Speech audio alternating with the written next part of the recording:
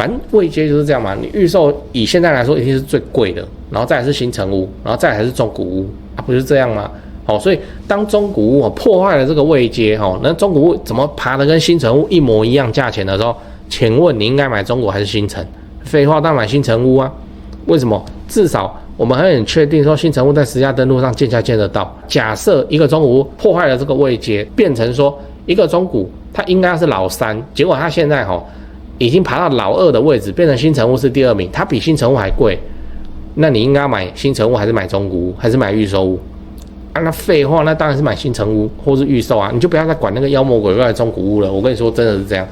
不是说我钟情于中古，中古有这种情况我也会去买，屁，那个还是要顾的好不好？所以也才会有这个情况。台北是尤其泛滥，尤其严重，我不知道为什么。中古屋比预售屋便宜1倍多，为什么现在买中古屋更安全、更划算？先说结论，因为现在政府在不断的紧缩房地产政策，像9月的央行理监事会议第7波信用管制，金融神权，又把原本的第2屋贷款6成慢慢弄到5成那这个就会变相造成之前买预售现在交屋的巨大风险。3年前买现在要交屋，那你完了，你第2屋5成你当时买的时候你自己评估第2屋是可以贷8成，你才买的嘛，3年前那现在的话第2屋5成你要补3成就这样。当然房价已经有涨一大截啦，不过一次补好几百万，这个也不是很简单的事情那你现在还要去买预售屋的人，然后你是2屋，你自然就考量说，哇，那我到时候交屋好不好交啊？对就这样。我最近很多观众就会来问我这个，然后你在交屋之前还要再开很多次理监事会议理监事会议1季开1次1年开4次，等于你每3个月你就要等1次开奖，看会不会被暴击这样那中古屋就还好，你买的当下贷款怎样就清清楚楚了嘛。除非那个很窄的时间窗口，就是你刚好签约了，然后送对保的途中，监事会开了什么有没的。至少中古屋就是你现在手上没房子，你要去买中古的人现在贷款情况就跟你讲了嘛。中古屋有这个政策上的风险比较低的这个优势结论就是这样买中古屋是至少条件现状你都看得清清楚楚，那你还要不要买就这样。嗨，我是买房阿元，订阅买房阿元，我现在祝你老了有房也有钱。我们在上一支影片聊了买哪2种房子会赔钱，然后还讲了很多有美的故事，讲鬼故事你还没看过你可以看一下那今天我想跟你讨论中古屋比预售便宜多少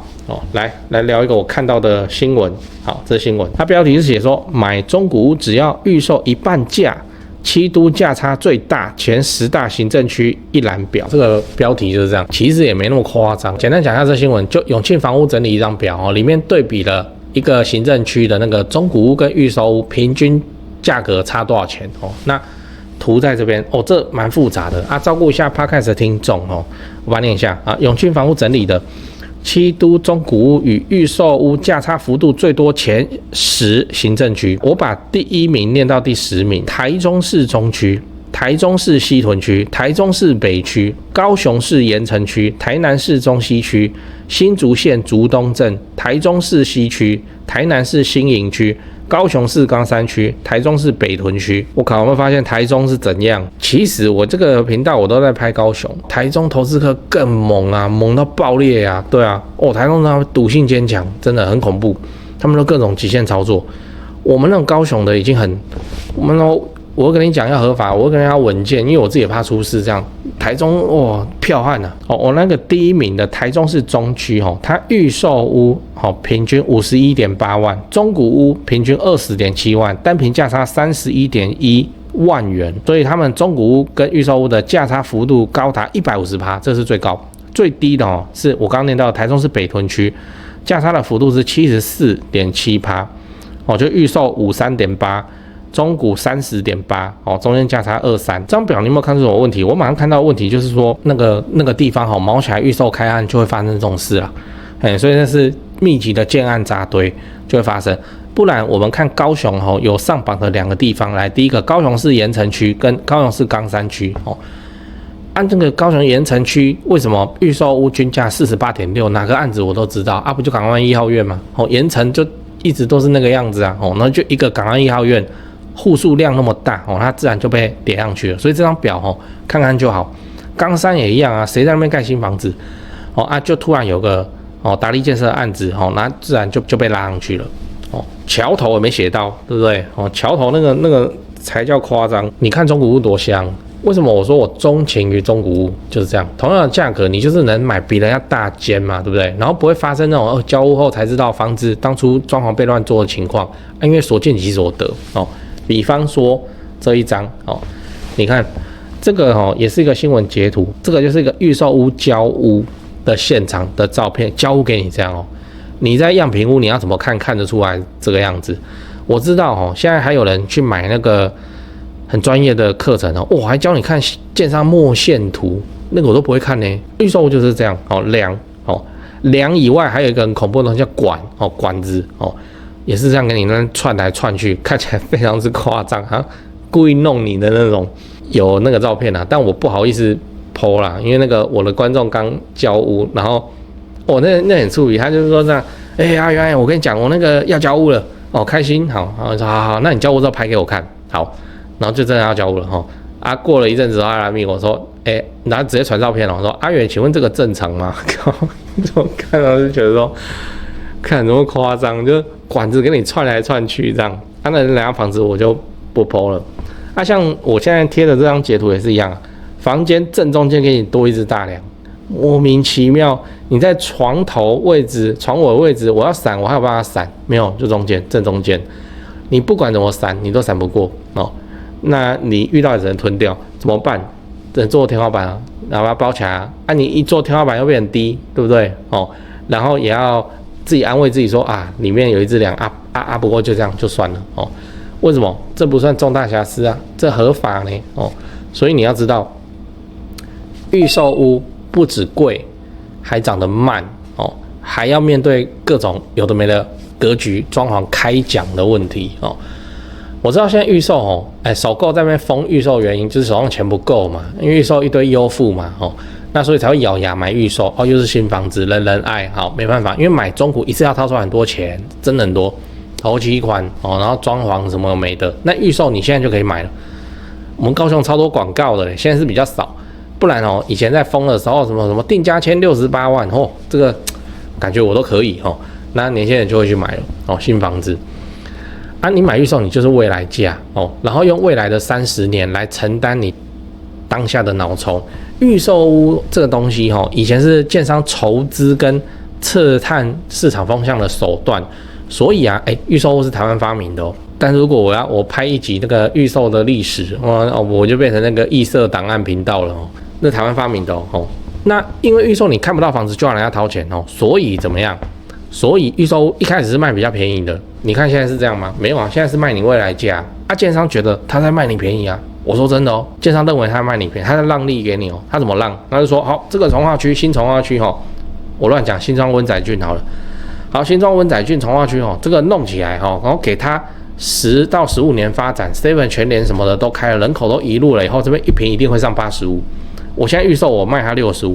我真的是对他很好，我让利。建商是这样想的，预售就是这样，未来价你起点就比中古它高非常非常的多。它贵不是只贵在它屋龄很新，所以它贵，不是这样，它里面包含一大堆未来价。以拿我们刚刚的台中市中区来举例，预售一坪51.8，中古一坪20.7。你觉得这两间房子预售从一坪50冲到80，跟中古一坪从20冲到40，你觉得哪一个容易？哪一个需要的时间比较短？就中古啊，对不对？水往低处流，钱也是往低处流啊，不是这样吗？所以你买预售之后面临的问题是什么？就是你买了以后，就算你持有的时间跟中古屋差不多，但是啊，你的涨幅会比中古还要差很多哦。所以我不会推荐你说，你如果要自产，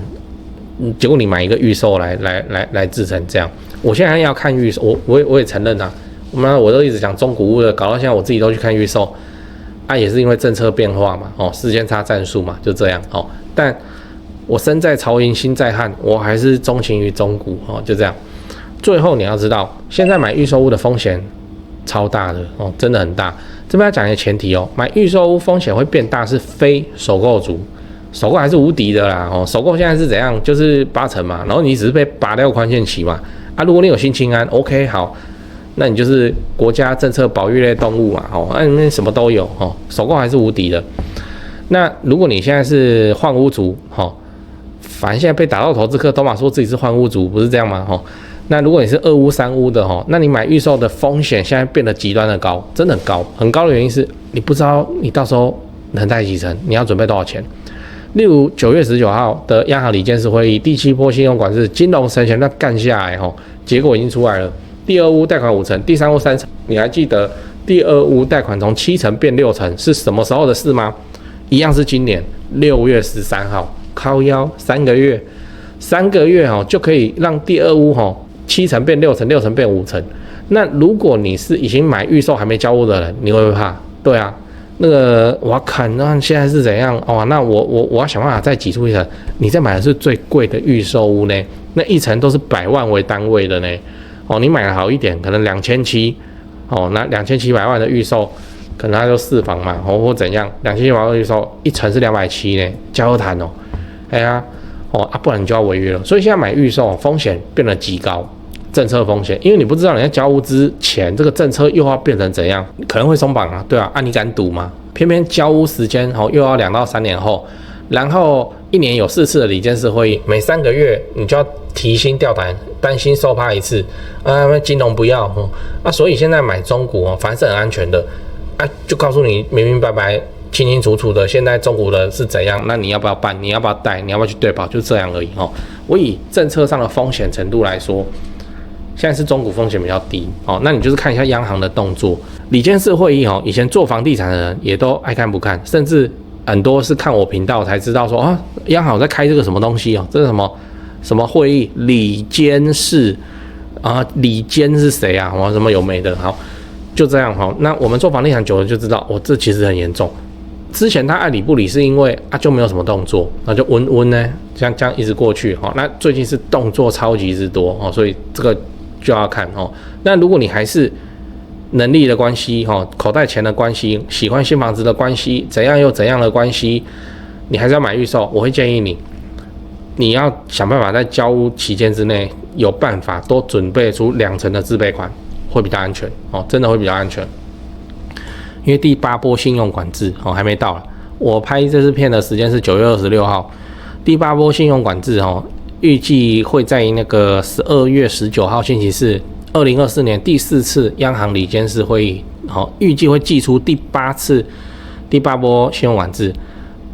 现在呼声很高的是什么？首购变成7成，只有新青安能够8成，把新青安这个就像以前那个独尊儒术、罢黜百家一样新青安就是神，其他人都是狗就是这样，有这个呼声啊。我不是说我在预测或者是怎样，我也在观察好，那你现在还要买预售3年后会变怎样？你也不知道，我也不知道。我告诉你，那个杨金龙杨总裁他自己也不知道，就是到时候看市场怎么处理再说嘛。3年后的总统大选的前夕，说不定会迎来一些那个松绑或有的没的。你看新青安不是就是2023年8月1号点火的吗？对啊，青安一直都有呢，10年了10年有了青安，然后突然就变成新青安。2023年8月1号，然后2024年1月就总统大选，所以这个很明显就是一个政策上的助攻。你3年后要交屋的预售你到时候会遇到2028总统大选的前夕，说不定会等到一些像新青安这种等级的东西，我也不知道，我真的不知道。但我未看先猜，如果要点火要松绑，也不是你也不是你的3屋这种人也不是2屋这种人一定是首购。首购新青安这种的。好，所以政策风险上，预售现在真的是有点问题啦。讲完了，我们整理一下，我们今天聊了中古屋比预售屋便宜多少。我先跟你分享一个新闻，就永庆房屋整理一个表，里面对比了该地区的中古屋跟预售屋，平均价格差多少钱。那差最多的是台中市的中区，差到150%。我相信这个讲出来又有中区的人说哪有，现在这边中古也很贵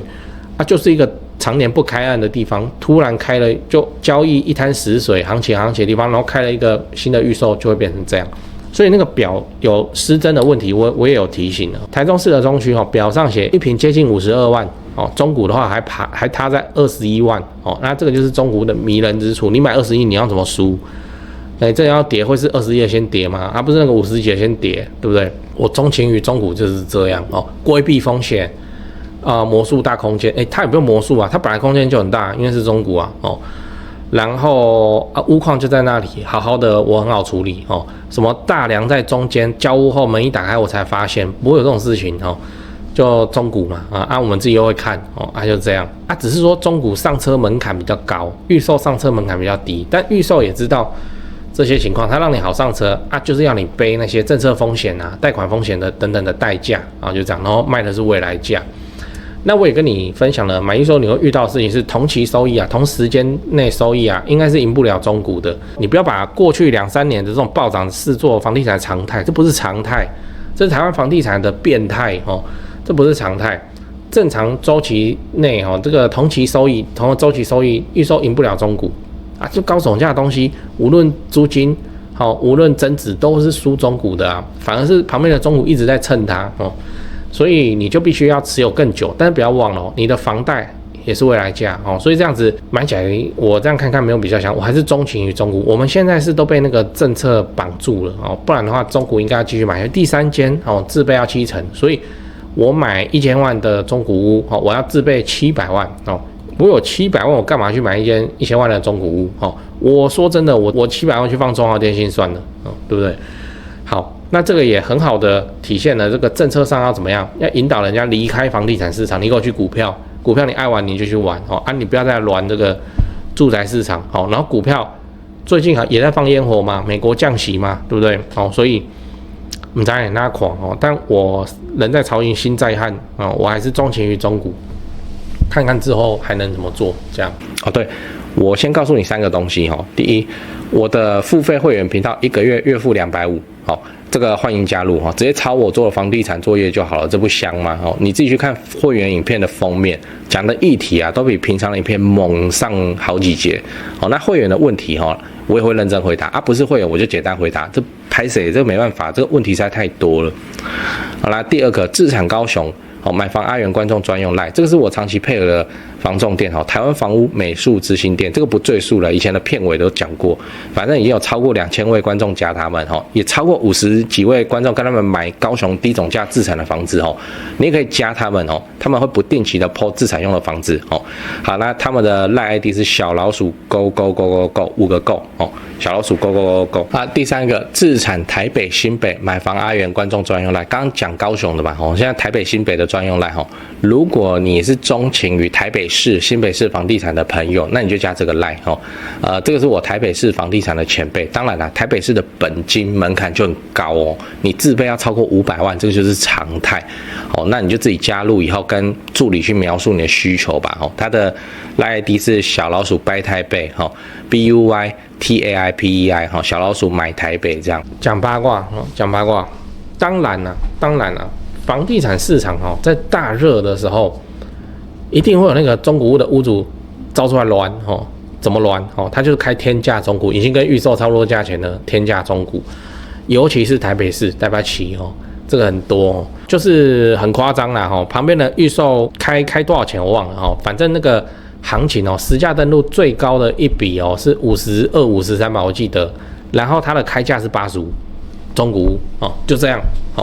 所以你买那个房子妈的换你出事，就是你银行建价你根本见不到，即使你是首购，但是银行已经放你它建价的80%，你买这间房子你的自备对你来说，你应该自备5成6成所以这就是我说房地产大热的时候，那个中古屋屋主有些人跑出来乱台北市就是这样，台北市寸土寸金，他就觉得说自己台北市的房子很金贵，对，就会发生这种事情遇到这种情况怎么办你就不要买你奇怪，你遇到这种莫名其妙的那你还去看完之后你又要骂现在是怎样？人家卖这样的价钱，人家合法呢，对啊，所以我们不能说怎样，你要么你就报警你要么你就去买预售，至少预售怎样，价格清清楚楚公开躺在那里嘛，就是这样。撇除这些妖魔鬼怪的中古反正位阶就是这样嘛。你预售以现在来说一定是最贵的，然后再来是新成屋，然后再来还是中古屋不就是这样吗？所以当中古屋破坏了这个位阶那中古屋怎么爬得跟新成屋一模一样价钱的时候，请问你应该买中古还是新成？废话，当然买新成屋啊。为什么？至少我们很确定说新成屋在实价登录上见价见得到。假设一个中古屋破坏了这个位阶，变成说一个中古它应该是老3，结果它现在已经爬到老二的位置，变成新成屋是第2名，它比新成屋还贵，那你应该买新成屋还是买中古屋还是买预售屋？啊，那废话，那当然是买新成屋或是预售啊，你就不要再管那个妖魔鬼怪的中古屋了。我跟你说，真的是这样，不是说我钟情于中古，中古有这种情况，我也会去买，屁，那个还是要顾的好不好？所以也才会有这个情况。台北是尤其泛滥，尤其严重，我不知道为什么，可能是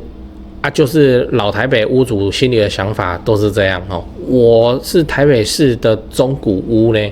所以很金贵了，金贵到不行啊！国宅也是很金贵，健康国宅啦，也很金贵啦。所以我就是要卖很贵。好，我的参考价钱是什么？我他妈谁要跟你参考同社区实价登录？我要看旁边的预售，然后我要打他9折，我就这样子我就要卖啊！买不起你家的事啊，就是这样哦，逮把起。高雄反而没有，